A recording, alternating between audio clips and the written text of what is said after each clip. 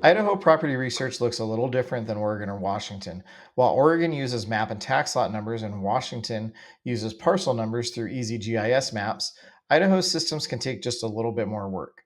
In this training, we'll walk through how to find property ID and parcel numbers in Ada County and Kootenai County, the two fastest growing areas in Idaho. Property ID numbers, also called parcel numbers, are the backbone of the assessor's records. Addresses in rural Idaho can be unreliable or missing, but the parcel number never changes. This is the number you'll use to pull ownership details, tax records, and verify property information. Let's start now with Ada County, home of Boise. We're going to start with a Google search and we're going to look up Ada County GIS map. We're going to open the Ada County Assessor Parcel Viewer. Now this is open and we'll just find a property to take a look at.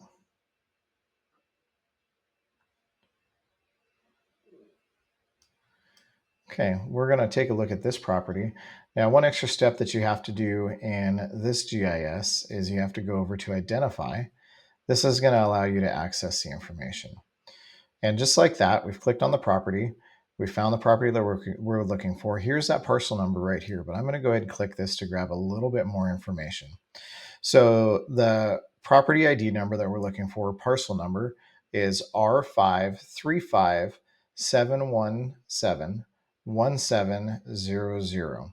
And another tip here, just like we've talked about in the past, the tax lot is going to align with the last four numbers. So this is Taxlot 1700. This property has been addressed, but if this property is not addressed, the right way to be able to communicate this property is going to be TBD, East Timber Trail Street, Kuna. And then you include the parcel ID number, and you may put in their tax lot 1700 to be able to help make sure that you are correctly identifying that lot.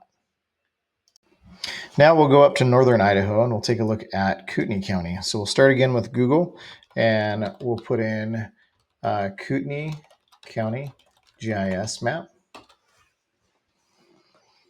And then we know that Kootenai County's GIS is called KC Earth. We see that right here. Let's go ahead and click on that. That's going to be the shortest path into their GIS. We'll do their confirmation. And then let's zoom in and find ourselves a property.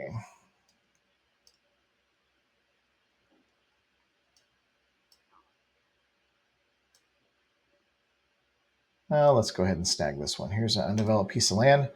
And we'll click on that. And first thing that pops up, we'll see right here is the parcel number. This is the number that we're looking for, 50N03W066875. And as you can see, they use a little bit different format than Ada County.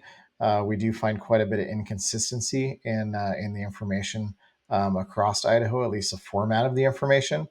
But this parcel number is definitely what you're going to be looking for. The polygon number or any of these other numbers are not necessarily applicable to identifying this property the way that we want to. And from right here, you can also access assessor's data and find out other information about the property. Oregon, Washington, and Idaho all use GIS maps as the backbone for property research. That's your common tool no matter what state you're working in. The difference is in the way each state handles their identifiers. Oregon uses map and tax lot numbers, which often tie back to the old PLSS survey grid. Washington counties use parcel numbers or property ID numbers that are purely administrative but easy to find in the GIS. And Idaho works the same way, but you'll often hear them called parcel numbers or property account numbers. The key is whatever county you're in, the GIS map is your entry point. Open it, click on the parcel, and the official identifier will always be there in the property details. That one number is what ties everything together: ownership, assessor's records, taxes, and even the paperwork we file for permits and development. If you don't have the property ID nailed down, you're just guessing. And we don't build our work on guesses. So remember, whether you're in Ada County, Kootenai County, or anywhere else in Idaho, the first step is always the same. Get the property ID out of the GIS system. Once you've got it, you're on solid ground for everything else that follows.